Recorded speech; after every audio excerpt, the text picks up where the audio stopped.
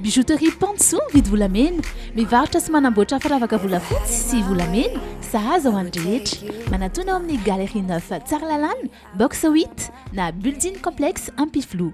Misy iporimina doly zay aleandrangà Tanantsirabe Tamaga Majoenga Pampianatra Betraikefa Satrara Dokotera Professeur Magistrat. Investissez dans une valeur sûre. Uprime manolotra anao ny LEJT. Mousli Makingeri. Ankafizin'ny mousli eo am-panarahana ny LEJT. B-vitamine Souchkania naturale. Mousli. Au cœur de ce gingembre bio se trouve une source de vitalité pour vos cheveux ternes. Shampoing ultra doux gingembre à manolotra anao ny LEJT.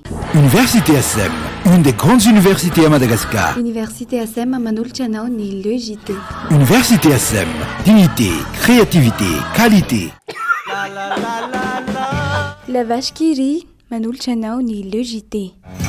La vache qui rit, parce que c'est meilleur de rire.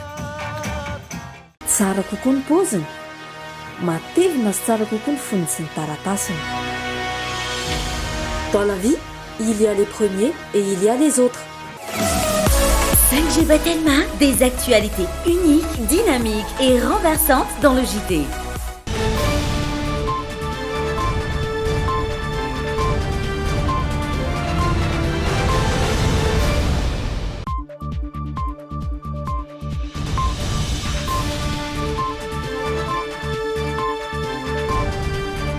Fefaliny indray tomboko klasy tomboko vavy no androsoko atokatranao amin'izao takariva izao. Ampitiavana sy ampanajana ihany koa no anasananao indray anaraka ny fampalalam-baovao hatramin'ny farany. Indray toary ireo matoam-baovao nisongadina ho an'ny androany. Tovolahy 7 taona maty novonoa ny rafiny tao Toamasina. Fotoana voalohan'ny fanaovany tamin'ny sakaizany izao nitarika azy ho amin'ny fahafatesana izao. Mbola miroborobo ny asa fampiroroana ao Mali. Anokatra fianarana manofana ny tafika izy ireo. Vesatra ho an'ny fianakaviana ny ankizy tratran'ny trisomie 21. Azo arenina ny ampiandohana ny fizany. Andro maneran-tany ho an'ny farmasiana androany. Isan'ny nandray anjara tamin'izany ny Sofa Armady. Orinasa lehibe sangany amin'ny fanafarana fanafody eto Madagasikara. Ikatona tanteraka ny Universitén'ny Fianaratsoa amin'ny alatsinainy ho avy izao. Betsaka ireo fampandehanan-draharaha tsy mizotra araka ny tokony ho izy hoy ny SSS.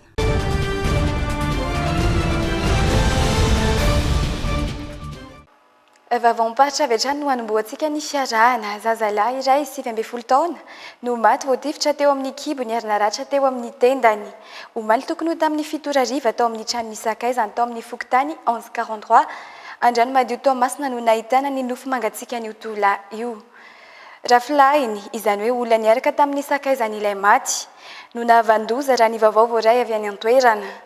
Atao amin'ny tambazotra an-tserasera Facebook no ny fankafantaran'ny tovolahy 7 taona sy ny vehivavy 12 taona ary fotoana voalohany ny fanaovan'izy roa izao nahatratrarana azy ireo izao ka ny afara tamin'ny famonoana. Arao ary ny fanampanazavana. Fahataizana ny any manodidina tao amin'ny Fokontany Andrano Madio 1149 Omaly ariva naharepa basy tao amina tokantrano iray. Tovolahy 7 taona no voatifitra rehefa nijerena ny zavamisy. Nidiram-bala teo amin'ny kibony ary nandalovan'ny bala ihany koa ny tendany raha ny tomba maso hoy ireo nahita ny voiny satria nahitana ratra. Mbola nisy ainy io tovolahy io mandrapatonga teny amin'ny hôpitaly tsy tana intsoina nefa ny ainy no ny fahataran'ny fandraisana an-tanana hoy ny iray ny ity tovolahy ity. Matsiaro marary za satria maty zanaka zay ny lavandrakinina. Indrisy moa nefa atao ny fitsaboana tany amin'ny hôpitaly fa tia ny fizavozan'ny mpitsabo satria mandeha minitra maromaro vao tonga ny mpitsabo rehetra ka tia miteraka ny fahafatesana. Rehefa tonga izay dia tsy mazava ny dokotera andrainy dia fary moa zany amin'ny tany izy maro moa kompaniana ity dia ny mpitsabo izy fa naka an'le tension nefa ndray izy namana iry mitady an'le numéro de tension izy lasa ny sakafo amin'ny cafétéria mitadiavana tany dia tsy hita. Zay ny zava-misy tako anomaly. Dia mba miantso anareo mpitsabo isan-tsokajiny dia mba misy ry fitaraon'ny vahoaka tahaka ireny mba tonga avaram-potoana na rehefa indraindray na ireny mbola misy antsoina lavitra. Raha iverenana kely ny tena zava-misy araka ny fanazavana ireo nanaongina ny vaovao tany an-toerana dia tratran'ny lehilahy 70 taona niaraka tamin'ny olotiny iodilan tamin'io fotoana io everina ho noho ny atezerana no nitarika ny fitifirana vao 70 taona monjy ilay lehilahy niarahany odilan ary fotoana voalohany vao ny fanaovan'izy ireo omaly taoriny ny fifanakalozana tao amin'ny tambazotra Facebook tao an-tran'ny tovovavy io no fantatra fa nahatraran'ilay lehilahy 70 taona azy ireo ity faran'izay tsy tapopoka aloha hatreto niaraka tamin'ny basy nampiasainy moaly zany izy nakatoka vola taminazy hoe milaza misy rendez-vous amin'ny 10 de tonga tantragno zany zay de nivoaka izy fa tsy voaka lavitra voaka kekekeketo fa de rehefa nipeka moa zany le action de androany marina ny savana le téléphone amin'ny Facebook mbola misy empreinte de mbola azo activer empreinte tamin'ny tagnana de maty ary izy de nisokatra rehefa nisokatra Facebook de vérifier le Facebook mbola en conversation normale le entre ny sy viavy zany hoe vao fankahita zany zare de fa nisy an'le action de olona fogna antsara ty hoe zanakanaregny ty firy olo de antragno nangalako an'le zanako agnatina tragno fa lesy tamin'ireo mbola misy ena zany izy tao mbola nisy izy tantragno jusque tonga telo hôpital mbola miresaka marary za papa magnatoka rano izy fa tsy afaka amegna rano satria misy bala anakoroa le bala ty ambany kibony io de amin'ny tendany ty ndraiky tsy lavaka fa nikasika fotsiny de naisfiky le vehivavy zagny le basen'le olona de nifatitra amin'le tagnan'le vehivavy nagniliky le bala de la naratra koa zany le vehivavy ohatrany karaha mibigadana tragno le tovovavy fa polisy moa fa nantsony hoe miasany koa polisy za mihitsy fa mety sarotro aminjary tsy mbola fantatra hatramin'izao ny antony mety nanana ny oranga io basy hoy ny manodidina nambarany sefokotany ao an-toerana fa miamorongatra indray ny fitazonana fitaovam-piadiana ao Toamasina izay ny ankamaroany dia tsy ara-dalàna avokoa manginy fotsiny ireo trangam-piarahamonina miaraka miseho raha ho an'ny fokotany Andranomadio manokana mbola lesoka ao an-toerana ny tsy fisiany biraon'ny polisy mampitebiteby mihitsy zany ny aty amin'ny fokotany aty satria vao teo zany mbola tsy vita io may koa le trano tary tamin'ny maroavana tary dia efa tsy haintsony zany zavatra ho atao ino marina ny zava-misy mila fanohana sy fanampiana amin'ireo tompon'andraikitra ireo satria zay zany dia efa niezaka zany ny vidy tany zay agnanaovana poste commissariat aty amin'ny parcelle 43 tamin'ny 2016 na ny Tamatave suburbain na ny Toamasina Andrenivohitra concerné tsara satria ao anatin'ny cœur ny tegna misy asan'olo ratsy ireo mihitsy zany amin'ny faritra na tokony ametrahany zavatra io ka zay zany mba tarainay mba raha ohatra mba azo atao zany mba ezana aingina zany no ametrahana le poste commissariat izy satria zay zany mba efa niezaka ny fokotany nividy le tokotany nanolotra ny polisy le izy hatramin'izao 2016 2021 zao mbola tsy hita vao afaka baccalauréat teo ity tovolahy namony ainy ity raha ny fanazavan'ny fianakaviany somary nomena fahafahana izy taoriny fahombiazana tamin'ny fanadinana izay tsy nieritreretin'izy ireo anefa izao tranga nitarika tamin'ny fahafatesana izao efa tonga tany an-toerana anjeriny zava-misy ny mpitandro ny filaminana ao Toamasina efa eo amin'izay vavao-miparitra izay ihany ikatona tanteraka ny Université any Fianarantsoa manomboka amin'ny alatsinainy izao raha ny fanambarana nataon'ireo syndicat ny mpampianatra mpikarika teny an-toerana omaly noho ny olana lavareny vokatry ny tsy fandraisan-karama avy amin'ny ministeran'ny fampianarana ambony no ambaran'izy ireo fa antony tsy maintsy irosona amin'izao fampitsarana tanteraka ny asa manodidina ny fampianarana izao. Ny fampianarana ambony ao Fianarantsoa izay nahitana fitokonana trano tatoato tahaka ny fitakiana nataon'ny mpandrarahany université na ny PATNQ efa nahatraroa volana mahery izao. Ny tsy fanefana ara-dalàna ny tamboka sasarany antaonany maro no isan'ny miteraka ny atezeran'ireo miantoka ny fihodinan'ny université any Fianarantsoa raha ny fanazavana. Iato tanteraka ny fampianarana eo anivon'ny Université ny Fianarantsoa manomboka amin'ny alatsinainy ho avy izao raha ny fanapahan-kevitra noraisy ny syndicat ny mpampianatra mpikaroka ny an-toerana Omaly Zoma ny tsy fandraisana andraikitry ny ministera PIA dia ny fampianarana ambony sy ny fikarohana ara-tsiansa no voalazan'ny fanambarana fa nitarika izao fanapahan-kevitra entitra izao antaonany maro no efa nitakin'izy ireo ny tokony anefa ny fanjakana ny fandoavana ny ora fanampy ny vitan'ireo mpampianatra tamin'ny taona 724 hatramin'ny 2024 miombopo amin'ireo mpandrarany université mivotrona ao anatin'ny PAT ihany koa ny CSS ireo mpandrara izay mangataka ny amerenana ny indemnité de technicité sy ny rappel ankoatra io dia mbola vary mangatsiaka ny ministera ny fandoavana ny valikasasarana ho an'ny fikarohana sy ny fanadiadiana lalina ho an'ireo mpikaroka efa nisotro ronono ary farany tokony ampisitrahana ny maintien en activité ho an'ireo mpampianatra voakasika izany raha ity fanambarana nataon'ny CSS Fianaratsoa ity dia tompona andraikitra feno ny ministera PIA amin'ny olana mety iseho manoloana ny fanapahan-kevitra noraisina tao amin'ny fivoriam-beny ireo filohan'ny université mikasika ny fandraisana sy ny fampidirana miaraka an'ireo mpianatra vao afaka baccalauréat tamin'ny taona 2020 raiky amin'ny 2020 ny alarobia lasa teo no nanatanteraka fivoriana ny CSS national tsy nivoana tamin'ireo fitakian'ny tao Fianaratsoa ireo fangatahana no amafisin'izy ireo atreto aloha dia tsy mbola naharenesam-peo ny avy amin'ny ministera ny fampianarana ambony sy ny fikarohana ara-tsiansa amin'izao fitakiana ataon'ny sendika ny mpampianatra mpikaroka izao. Efa ho tsaraina ny alatsinainy ho avy izao ny raharaha itoriana ny ravinambinina ilay mpiasa fahiny tao amin'ny ministera ny fahasalamam-bahoaka ary ny sahana ny tseram-bary-mpanjakana. Anisan'ny fitsikirana sy ampamokana taona tao anatin'ny tambazotra an-tserasera Facebook ny fandaniam-bola an-tapitrisany maro nandokoana ny hôpitaly Manarapenitra sy ny fandaniam-bola ny hopampana tamin'ny nananganana ny centre de transpalation rénale ao amin'ny CHU Andotapenaka. Nambarany fa antota taratasy osoka avokoa no nampiasana tamin'izany. Nambarany ihany koa fa volan'ny ministera ny fahasalamam-bahoaka ny 440 miliara ariary tamin'izany ka tsy naverina ny taona 2020. No mafisiny fa tokony ho hanamboarana ny hôpitaly ireo vola ireo kanjo nanjavona tampoka. Ao amin'ny efitrano faharoa ny fitsarana nosy no hitsarana ny raharaha amin'ny alatsinainy ho avy izao. Fandeha hivadika amin'ny maresaka iraisam-pirenena eo amin'ny valana aretina Covid-19 kosa indray isika. Miatrika ny 11 amin'ny Covid-19 izay Guyane amin'izao. Tsy mitsaha miakatra ny tahan'ny tranga vao marina. Ny fidirana hôpitaly sy ireo any amin'ny sampana famelomanaina any an-toerana. Olony iray isan'andro amin'ny zato no lavo raha ny fanazavana. Mariana fa mbola ambany ny tahan'ny fanaovam-baksiny ao amin'ity faritra iray ao Frantsa ity.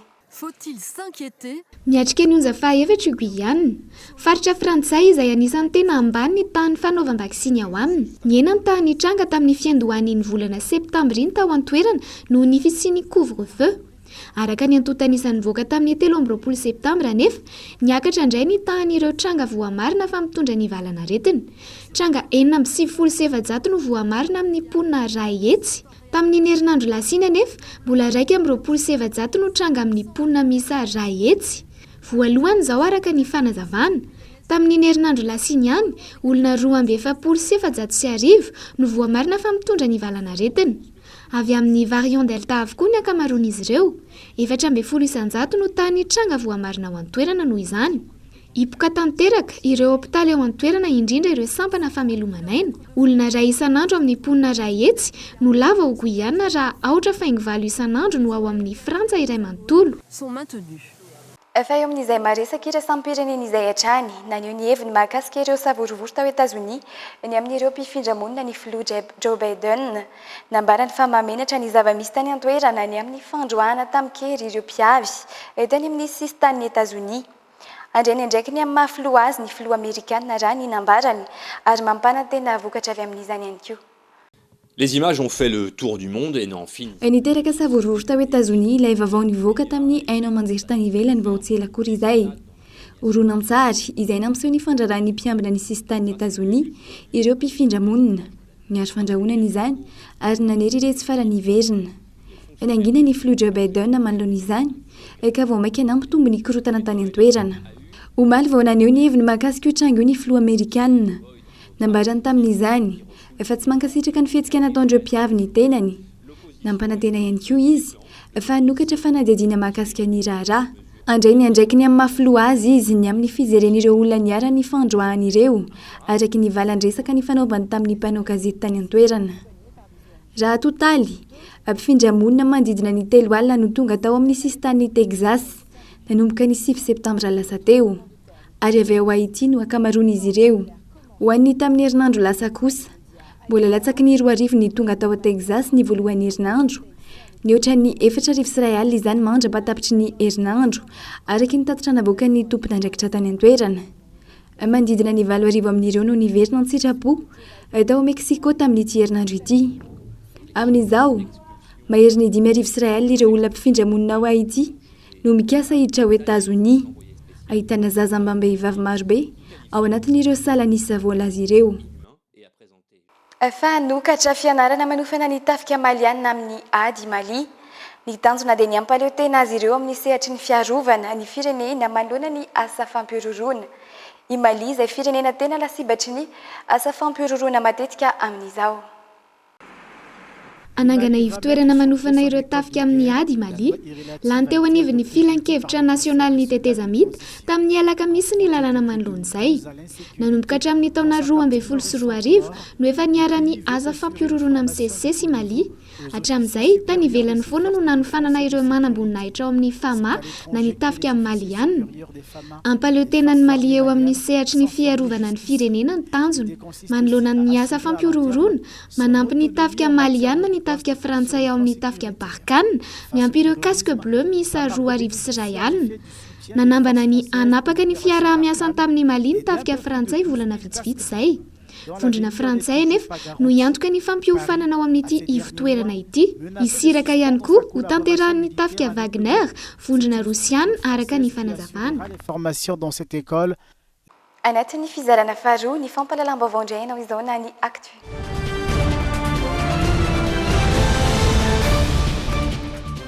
fa matetika no vesatra ho an'ny fianakaviana ny ankizy tratran'ny trisomie 21 kanefa raha vao kely no raisina an-tanana ny fampianarana azy ireny amin'ny zavatra manavanana azy dia afaka aleotena tsara ireny ankizy ireny araka ny fanazavana ampiditra azy ireny any anivon'ny fiarahamonina mihitsy no tanjon'ny Madatrizo araka ity fanampanazavana hoentiny ny aina Rasolarymanana sy Doda Rajarinjato amintsika manaraka ity tsy aretina ny trisomie 21 araka ny fanazavana ny fisian'ny chromosome 21 ao amin'ny vatan'izy ireo no anton'izay mitarika ny tsy fahatomombanana eo amin'ny vatany sy fahatarana eo amin'ny sainy mazana ny trisomie 21 vesatra ho andray aman-dreny sy ny fiarahamonina izy ireny matetika mila olona hanampy hatrany ireo zaza trisomika amin'ny andavanandrom-piainany ohatra eo amin'ny fisankafoanana ny fiakanjona sy ny maro hafa afaka ny aleotena tsara nefa izy ireo araka ny fanazavana ihany izay indrindra no tena tanjon'ny hetsika no tanterahan'ny Madatrizo mpanelanelana eo amin'ny ray aman-dreny sy ny ivitoerana manokana no tena anjara andraikitra izy ireo manana zo hianatra sy lalao toy ny rehetra ny zaza trisomika mila fandraisana ny tanana manokana nefa izy ireny vao kely ny zaza dia tokony raisina tanana ny fitsaboana anazy mila ireo zaza ireo manana pédiatre aloha voalohany indrindra mila ireo zaza ireo manaraka ny hoe tokony mihoatra tokony manao rééducation du langage tokony mba hoe raisina tanana zany le fanosehana ny zareo mba aleotena misokatra ho an'ny ray aman-dreny manana zaza trisomika izay manana taratasy avy amin'ny mpitsabo manamarina ny fisian'ny trisomie 21 ny fikambanana Madatrizo maro no efa misehatra eo amin'ny asa araka ny fanazavana ohatra amin'ny asa tanana ampahaleotena ny zaza trisomie no tena tanjony ahafahany miaina malalaka toy ny olona rehetra araka ny fanazavana ihany fahantaon'ny maro ny fako eny amin'iny commune Talatamaty iny mbola tsy ampy fitaovana ahafahana mifeny fanangonana izany anefa ny eo anivon'ny commune any ka miteraka fandaniana hafa amin'ny vola miditra eo amin'ny commune izany rany nambarany ben'ny tanàna fikambanana tsy miankina iray no tonga nanolo-tanàna ho any izay fitaovana fanangonana fako izay ary ao ny antiprian'izay eo amin'ny sariny anjara kosinorainy mandidina ny 30 taona isan'andro eo ny fako ao amin'ny commune ny Talatamaty manano sarotra ny fitantanana ny fako satria tsy manana fitaovana manokana ahafahana manangona azy ny eo anivon'ny commune ka tsy maintsy manofa miteraka fandamina be araka izany ny fanadiovana ny tanàna raha ny fanazavana amin'ny mahatanandehibe any commune Talatamaty moa dia tena be fako raha tsy tian'ny fotsina eo amin'ny 30 taona isan'andro ny fako angonina sy arina iraka ny commune zany moa ny vita nefa mety mbola mahiran'izany zany fako zany raha tena jereny fotony manoloana izany dia fikambanana tsy miankina iray no tonga nanome fampitaovana maimaim-poana ho an'ny commune Talatamaty tombony lehibe no azon'ny mponina amin'izany satria ny vola natokana hanofana fiara mitatitra fako teo aloha dia ahafahana manao zavatra findray rany nambarany be ny tanàna. Teo aloha dia iaraha mahafantatra fa tsy nanana camion commune ary sahirana tokoa amin'ny fandaniana indrindrandrindra amin'ny resaka teti-bola amin'ny fanariana izany fako izany sy ny fanofana camion hitatitra an'izany fako izany. Amin'izao misy an'ity camion vaovao ty mihitsy manantena fa ho any amin'ny fampandrosoana hafa ny teti-bola izay nanofana camion teo hoentina mpandrosoana ihany koa. Isan'ny fampandrosoana voalohany tanàna ny fahaizana amin'ny tantana ny fako. Manome endrika ny tanàna izany no sady miantoka ny fahasalaman'ny mponina ihany koa. Tsy ho an'ny talata maty rehery fa tokony hojerena akaiky ihany koa ny fitantanana ny fako amin'ny tanàna rehetra indrindra ho an'ny Antananarivo renivohitra. Fa niakatra ny tahan'ireo olona tonga nindram-bola teny amin'ny mpampindram-bola taorian'ny valanaretina Covid-19. Voatery ny olona manantona azy ireny noho ny fivelomana ny katso raha ny fanazavana. Fa tiantoka hatramin'ny 20 miliara ariary no nisy tamin'ny mpampindram-bola noho ny fanalavam-potoana nomen'ny mpanjifa araky ny nambaran'izy ireo. Andeha hitatitra amintsika ny Antsipriana izay tsy orin'ny Manifson sy Rivinirina Tekaleo. Nasarika ny olona ny tolotra omen'ny banky mpampindram-bola noho ny fahasahirana natao ary ny valanaretina Covid-19. Sahirana nefa ny banky mpampindram-bola amin'ny fitakiana satria sarotrarotra ho an'ireo very asa no mamerina amin'ny volan'indramo raha amin'ny fanazavana. Ny tombo efatra voeny ny tahan'ireo olona manana fahasahiranana amin'ny famirenam-bola raha mikany asa fotsiny resako ary na dia eo ary ireo miezaka dia mbola maro ihany ireo sahirana. Sanajana nefa dia niaraka tamin'ireo mpiara-miombanboka aminay izay nakafepetra ho fanamahivanana ny famerenam-bola sy ny vesatry ny famerenam-bola ho an'ireo mpanjifa atao aminay. Matoky izay fa raha misy hatrany ny fiarana miasa sy ny fampiresahana dia hivatsy ho ela ny olan'ireo mpanjara sy ny mpanjifa raha ny kany asa-pifona ny resaka. Vahaolana no raisin'izy ireo ny fanalavam-potoana nomena ireo nindram-bola amin'ny famerenana ny vola ho ny fanazavana. Fa tiantoka manodidina 20 miliara ariary tany ho any no nisedrain'ny banky iray tsy miankina vokatr'izay fanalavam-potoana izay. Izay no anisan'ny vokadratsiny betsaka zany ny tahan'ny crédit zay refusénay zao rehefa hitanay fa menjera ao anatin'ny sokajin'ireo secteur risque voatonoko izy teo ao anatin'ny transport ao anatin'ny tourisme dia malheureusement indrisy fa zay no vokadratsiny izy ho an'ireo olona zay misehatra amin'ny secteur atao hoe marefa fa tsy nitsahatra mihitsy zany ary mitomba raha ho an'ireo secteur zay atao hoe azo antoka ndraiky io na tsy voakasiky ny Covid be. Voatery no lavina ireo fangatahany ny akamaroany ireo nanao findram-bola ao amin'ny sehatry ny fizahan-tany izay ranam-piaramanidina trano fisakafoana raha nambara ny tompona andraikitra. Sarotra kokoa no izy ireo very asa tanteraka. Ny herinandro lasa teo no niezaka namerina indray ny fitokisan'ireo mpanjifa ireo mpampindram-bola. Faniditra tamin'ny andiany voalohany amin'ny fifaninanana fanadiovana tokantrano ireo nandray anjara tamin'izany androany. Fifaninanana izay no karakarain'ny vondrona tsy miankina iray natao ampianarana ny isan'ny tokantrano iaina anaty fahadiovana sy filaminana. Maro ny tombontsoa nositran'ny mpanjay anjara rehetra tamin'ity lalao hafakely ity raha ny fanazavan'izy ireo. Ny angom-baovao mahakasika izay eo amin'ny sarin'ny Doda Rajarinjato. Androany no vita ny dingana voalohany tamin'ny fiofanana ho an'ny fanadiovana ny ao an-tokantrano no karakaraina vondrona tsy miankina iray tapa-bolana lasa izay. Telo no nivoaka ho mpandresy ho an'ny dingana voalohany. Mitondra fivoarana ho an'ny isan'ny tokantrano ny hetsika fifaninanana raha ny fanazavan'ny mpandray anjara. Isan'izany ny fahaizana mandray andraikitra sy fahaizana miaina anaty fahadiovana fa indrindra ny fifandraisana ao an-tokantrano ateraky ny fifaninanana araky ny nambarany.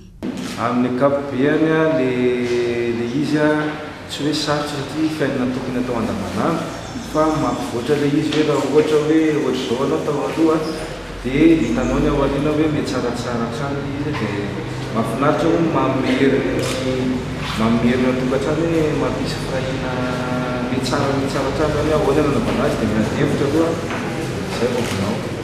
Manampy le izy satria misy zavatra tsieritreretana dia hay hoe azo atao an'izay le izy dia izay le ahafahana hoe mampivoatra zany le fampifanana moa misy fampisanana le izy mahafinaritra le.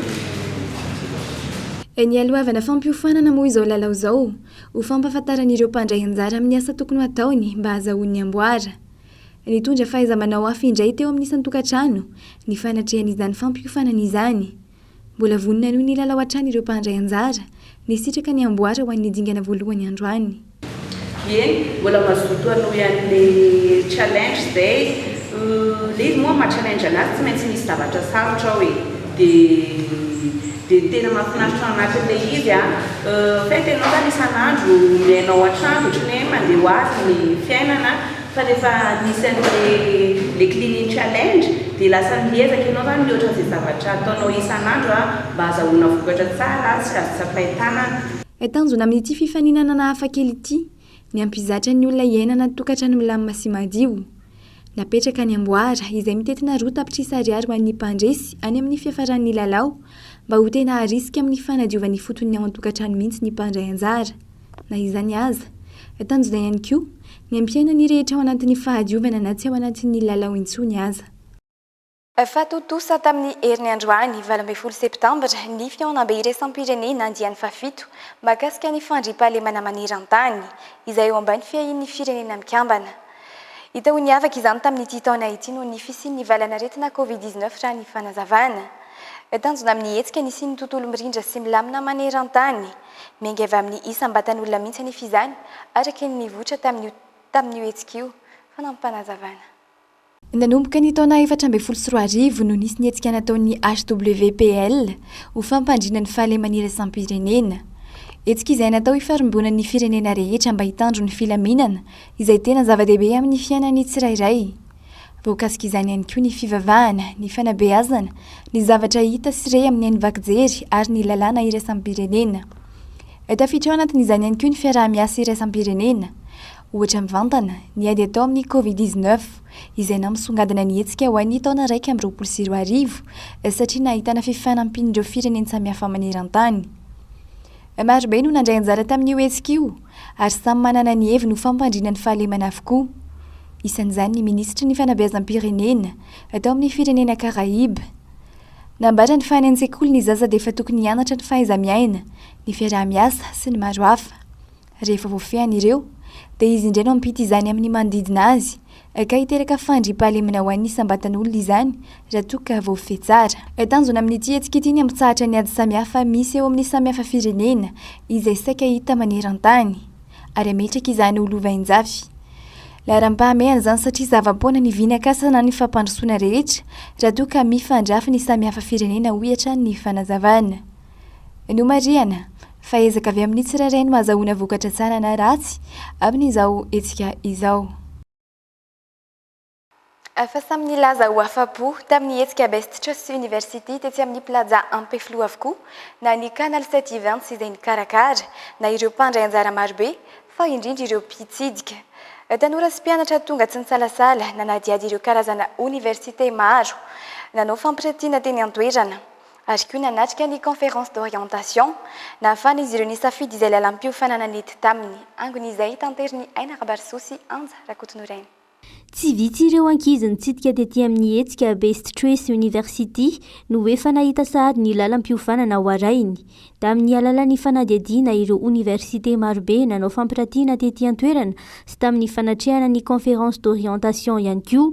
Afa-po araka izany izy ireo tamin'ity hetsika Best Choice andiany faharoa no karakarain'ny Canal 7 Events ity. Zareo zany to dia mandray be daholo miaraka amin'ny prospectus eto dia ny fanazavana ny explication complète tsara ny amin'ny frais ny mombamomba an'ilay étude rehetra. Amin'ilay afaka baka dia tena mitady hoe choix hoe aiza no tena mety amiko kokoa dia taty zany ohatrany hoe hitako hoe tsara andehanana satria misy choix-na université be dia be. Dia liana zany hoe ho aty hoe mba tena hita hoe mety ato zany ahitana ilay université mety amiko kokoa amin'ny filière izay safidiko. Papo mihitsy satria be da be ny formation azo tamin'ilay sy ny tariny. Mijery ino moa zany hoe mba mijery filière izay mba metimety aminay sy ny tariny. Formatika tato amin'ny OIU sa UOI. Ie na afa-po na moa zany fony tiako hatrizay misy zany le izy mba tiako dia sady ohatrany hoe mba haiko ihany le izy raha ohatra ka hoe samy matière le izy zany tiako le satria matematika ny base le izy dia matematika no tiako hatr'izay mihitsy efa hatramin'ny kely ny tia matematika dia zava-dehibe any makety zany toerana toy itony ahafantarany ankizy hoe inona daholo aloha ny filière misy mety ve amin'ny zavatra vinavinaina amin'ny asany ho avy dia ahafantarana ihany koa izay ihany koa ny tena fianarana hoe eken'ny fanjakana daholo ny diplôma ao anatiny satria zava-dehibe koa izay fa tsy hoe isafidy ny ray aman-dreny andovola nefa ny avy eo hitady asa izy sahirana amin'ilay diplôma azony tsy ny mpitsidika ihany samy afa-po daholo ihany koa na ny canal 720 mpikarakara na ireo karazana université nandray anjara tamin'ity hetsika Best Choice andian'ny faharoa ity mbola hitoy ary tsy hitsahatra araka izany fikarohana hetsika vaovao entina hanasoavana sy hanampiana ireo tanora tahaka izao. Izay mpikarakara moa zany dia mamerina amin'ny fisaorana etoana na ny ho an'ny exposant izany na ny mpitsidika maro izay be dehibe tato amin'ny plaza Peflo zany rahana miaraka amin'ny Best Choice University moa zany faly izahay faly koa angamba ninoko ireo tanora maro be izay tonga tety nanotrona an'izany salon sy conférence d'orientation izay avy ato amin'ny canal 720 moa izany dia tsy mitsahatra ny mikaroka hetsika vaovao entina hanampiana ireo tanora. Tsy miandry ela araka izany fa amin'io herinandro manaraka io indray dia handray ny hetsika salon de la fête et de l'apéro karakarain'ny canal 720 ny ety amin'ny plaza Ampiflo ho an'ireo izay karakara sy hanomana fety aman-danonana sy izay linany amin'izany. Fa anisany nandray anjara tamin'ny Best Choice Université tetsy amin'ny plaza Ampiflo ihany koa ny Luxmina Training Institute. Sekoly izay mampiofana manokana mahakasika ny efficacité énergétique sy ny énergie renouvelable. Maro be ireo tonga nitsidika ny trano hoe efa misy n'ity sekoly ity ary liana amin'izany fiofanana izany izay azo lazaina ho mbola zava-baovao ihany eto amintsika. Isan'ny tombontsoa lehibe ho an'ireo mpianatra navita fiofanana tao amin'ny sekoly io izao ny fandefasana azy ireo any ivelany sy ny fahafahany mahita asa avy hatrany. Fanampanazavana. Nahafa-po ny Luxmina Training Institute ny fandraisana anjara tamin'ny hetsika Best Choice University andian'ny faharoa izay nokarakaray canal 720 teny amin'ny plaza Ampiflo. Maro be ireo tonga nitsidika ny trano efa nisy azy ireo sy ireo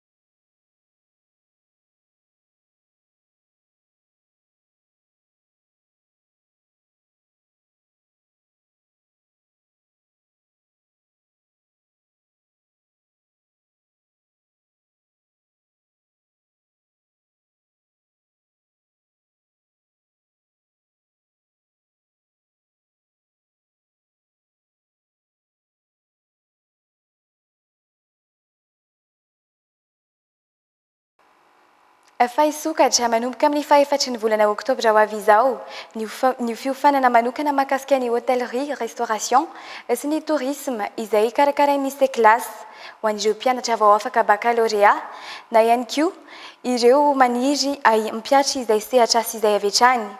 Efa misokatra araka izany ny fisoratan'anarana ho an'ireo izay liana anaraka izay fiofanana izay fanampanazavana amin'ny Antsipriany. Hizara roa mazava tsara ny fiofanana izay atolotry ny C-classe afahana manaraka ny lalam-piofanana hôtellerie, restauration sy ny tourisme. Voalohany, misy ny fiofanana mandritry ny roa taona ho an'ireo izay maniry ny andalina bebe kokoa sy hiditra amin'ny sehatry ny matianina. Ny faharoa kosa, mandritry ny enim-bolana no anarana ny fiofanana ka orin'izay avy hatrany dia afaka miditra amin'ny sehatry ny asa ireo mpiofana, mahazo diplôme sy certificat ara-dalàna ary mbola manampy azy ireo amin'izany fitadiavana asa izany ihany koa ny C-classe. Ny fiofanana zany dia mizara anankiroa, zany hoe misy ny cycle court izay omena ny olona izay somary hoe tonga dia te hisehatra maro, tonga dia professionnalisé amina secteur anankiray ohatra cuisine na guidage na hôtellerie dia zay dia mahatra enim-bolana. Dia zay moa zany ezahanay mihitsy hoe ao anatin'ny enim-bolana izy dia ny départemental iny mihitsy ny anarana. Dia misy ndray koa nefa ny cycle longue izay mahatra roa taona ho an'ny ankizy izay tena hijery mihitsiny sy sehatra maro anatin'ny resaka tourisme sy hôtellerie mihitsiny anaraka an'le formation rehetrarehetra. Zany hoe mandritra ny herintaona izy misy atao hoe tronc commun ianarany tourisme, resaka hôtellerie sy ny ianarany départemental rehetrarehetra. Dia ao aoriana amin'ity izay manezo no manao ny professionnalisation any secteur tiany ianarana. Hanomboka ny fahaefatra ny volana oktobra izao ny fandraisana ireo mpiofana. Voakasika izany avokoa ny rehetra na mpianatra na olon-tsotra liana anaraka ireo lalam-piofanana mahakasika ny tourisme sy hôtellerie ireo izay tsy voatery ho manana ny mari-pahaizana baccalauréat. Efa vonona raha teo ihany koa ireo mpampianatra matianina hanome izany fampiofanana izany.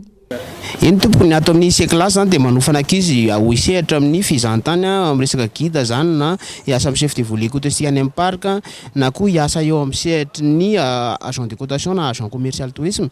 Zany hoe ato zany misy formation na resaka montage des produits touristiques, misy formation matière anaran'izay resaka biodiversité, ny faune et flore, ny culture sy ny maro samihafa izay ahafahan'ny ankizy misehatra eo amin'ny fizahantany vao vita ny fianarana na izy manao an'le 6 mois na izy manao an'le cycle long roa taona zany.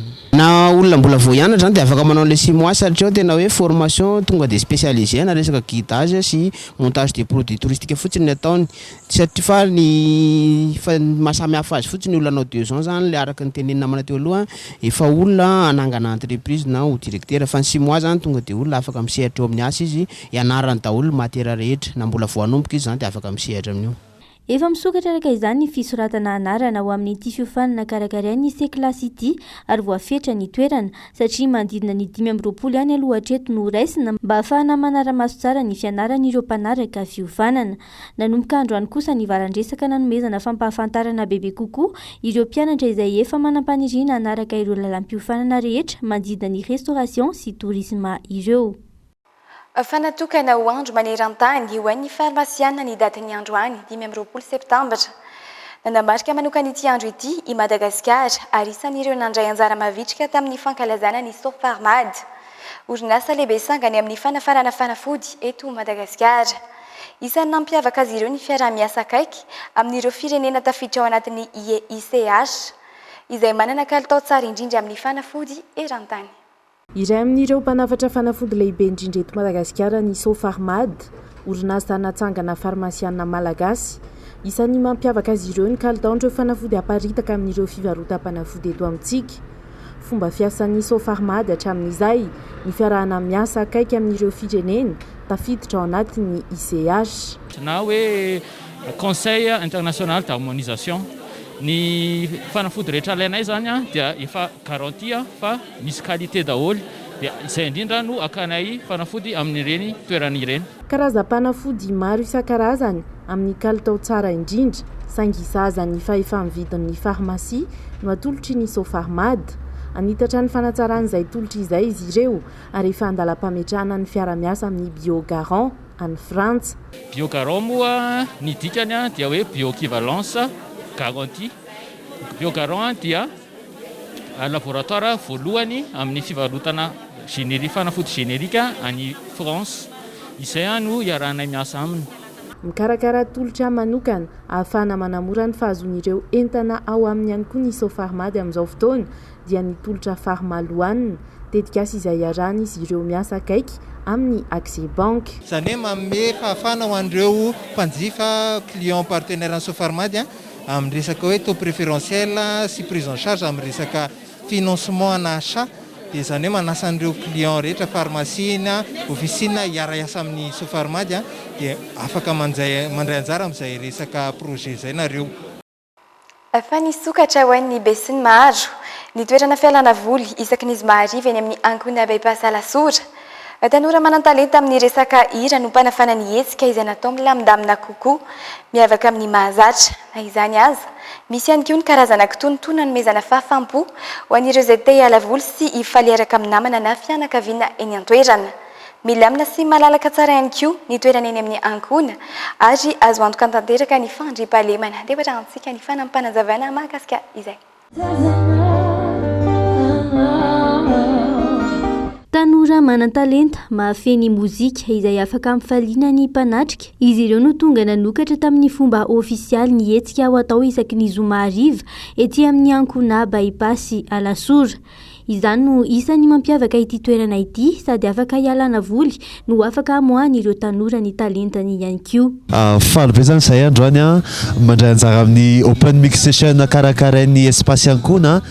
Dia ny ankoina moa tena anisan'ny tena manampy ny tanora aneho ny talentany dia nahazo occasion be zahay androany hoe afaka ampiseho ny talentanay atao amin'ny espace ankoina miaraka amin'ny ambiance tsara be miaraka amin'ny toerana mahafinaritra mpitendry mahay sy ny sisa. Manasa anareo zany tonga foana amin'ny événement karakara zareo fa tena mahafinaritra be dia tonga foana isaky misy événement karakarainy atao amin'ny ankoina fa zareo koa isan'ny tena mampisandratra ny ankizy rehetra sy ny tanora na olon-dehibe mana-talenta. Maro be sady araka izany ireo olona tonga tetỳ amin'ny ankoina. Fianakaviana, mpinamana, miaraka miala voly sy mifaly, samy milaza ho afa-po izy ireo na tamin'ny fampisehoana ankira na tamin'ny sakafo izay nokarakaraina tetỳ an-toerana, ny fandraisana sy ny ambiance ary indrindra ny filamina ny toerana izay sady malalaka tsara ihany koa.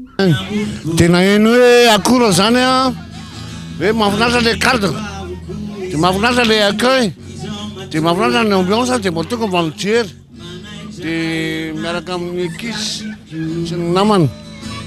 Zay angambany, zay ny tena antony tonga par curiosité dia tsy curieux tsony fa manaraka mbola hiverina. Ny rehetra aloha dia lafinaritra ny toerana tsy dia lavitra, surprise be le toerana, tsara ray manontolo ny sakafo ny fandraisana tsara ka ny hira koa tsara zay eto miteny hoe alefa ny hira dia mandeha ny hira alefa ny sakafo dia tonga ny sakafo mbola hiverina manaraka ka. No mafisy ny mpikarakara ihany koa fa natao ho zakan'ny rehetra avokoa ny zava-misy ety amin'ny ankoina bypass ety Alasora. Anisan'izany ny cocktail sy ny barbecue izay mampiavaka azy ireo atao isaky ny zoma hariva. Tsy misy atahorana ihany koa fa azo antoka ny filaminana ety an-toerana. Vao nanomboka androany mihitsy karazana ohatran'ny hoe réouverture officielle kelinay zany le izy. Dia ny zavatra miseho eto zany mandeha le live scène acoustique, misy mpitendry afaka mandray anjara les clients. Après zany tao anatin'le offre satria ny andro moa zao mbola mangatsiaka fa misy accès piscine gratuit hoany zay te amin'ny pain de minuit na te ilomano kely zany. Zay dia manentana ny olona rehetra mba ho tonga aty satria nenay moa zany tena option barbecue zay misy différence la prix samihafa. Zany hoe misy zany hoany vitsivitsy le izy misy moyenne, misy le tena hoe groupe de personnes dia en moyenne izy eo amin'ny 15-20 000 ariary eo, misy ihany zany ambonimbony. Moa ny boisson tena prix abordable ataoko hoe mety latsaka kely noho ny mahazatra zany ny eny amin'ny bar sy restaurant karaoké ohatra izay dia manentana antsika sady le toerana malalaka mba ohatrany hoe manao vacances kely nefa afterwork eto Antananarivo ihany angambany. Ankoatra ny hetsika izay efa fatao etỳ amin'ny ankohona bypass Alasoa isaky ny farany volana araka izany dia efa manomboka ihany koa ny hetsika isaky ny zoma manomboka amin'ny 4 ora hariva. Ho an'ireo mpiara-miasa, mpinamana, fianakaviana mba dia hiaraka hiala voly sy fety amin'ny toerana milamindamina sy miala amin'ny mahazatra indray. Izay ihany koa namarana ny fampalalam-baovaontsika ao amin'ity takariva ity. Mialohan'ny tena isarahana nefa andeha hoatsidika aminao sahady ny vina ny mety ho toetry ny andro ho an'ny rahampitso alahady.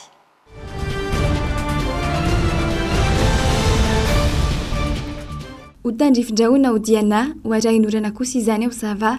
Eo anelanelany 7 degré Celsius ka hatramin'ny 3 degré Celsius ny maripana. Ifandimy ny rahoana sy ny masoandro ao Boeny, Melaky, Sofia ary Betsbook. 2 degré Celsius ny maripana ambany indrindra raha toa ka 3 degré Celsius kosa ny maripana ambony indrindra. Ho tandrifin-drahoana sy anorana ao Loatra Mangory sy Analanjorofo. Anorana ihany koa ao Antsinanana. 9 degré Celsius ny maripana ka hatramin'ny 9 degré Celsius. Ho tandrifin-drahoana tahaka izay ihany koa ao Bongolava sy Tasy. Ifandimy ny rahoana sy ny masoandro Tanalamanga sy Vakinakaratra. 10 degré Celsius ny maripana ambany indrindra raha toa ka 3 degré Celsius kosa ny maripana ambony indrindra. Ho maloka ny andro ao Moronmany, Matsiatra Ambony, Iorombe.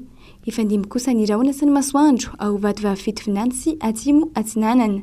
13 degré Celsius ny maripana ambany indrindra raha toa ka 9 degré Celsius kosa ny maripana ambony indrindra. Ifandimy ihany koa ny rahoana sy ny masoandro ao Melabe, Atsimo Andrefana ary Anosy. Ho arahin'orana izany ao Androy. 17 degré Celsius ny maripana ambany indrindra raha toa ka 13 degré Celsius kosa ny maripana ambony indrindra. Atapitra tanteraka raha ny fiarahantsika tamin'ity takariva ity. Ankasitrahako fenona naharitra ny araka taminay hatramin'ny farany. Mametraka ny veloma mandra-pitafa ho manaraka indray tompoko lahy sy tompoko vavy. Veloma tompoko.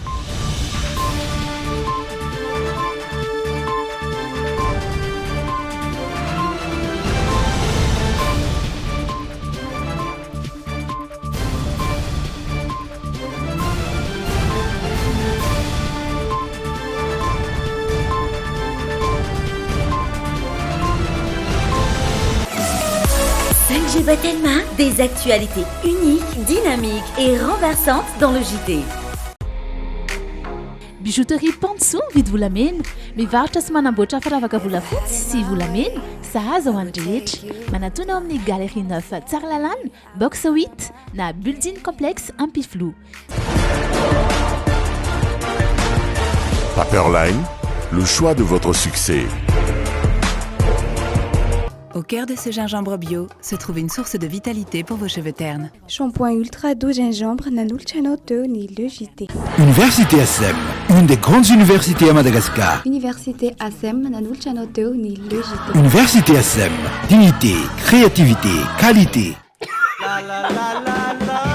La vache qui rit Nanulchanoto ni le JT. La vache qui rit, parce que c'est meilleur de rire. Miss Ibrahim Nadolzi Aliandranga Tanansi Rabi Tamaga Machuanga Pampianatra Bitraikefa Chatara Dokotera Professeur Magistrat. Investissez dans une valeur sûre.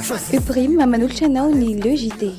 Mousli Makingeri Ankafizni mousli eo ampanarahana ny le JT. B-vitamine, sotrikany natural. Mousli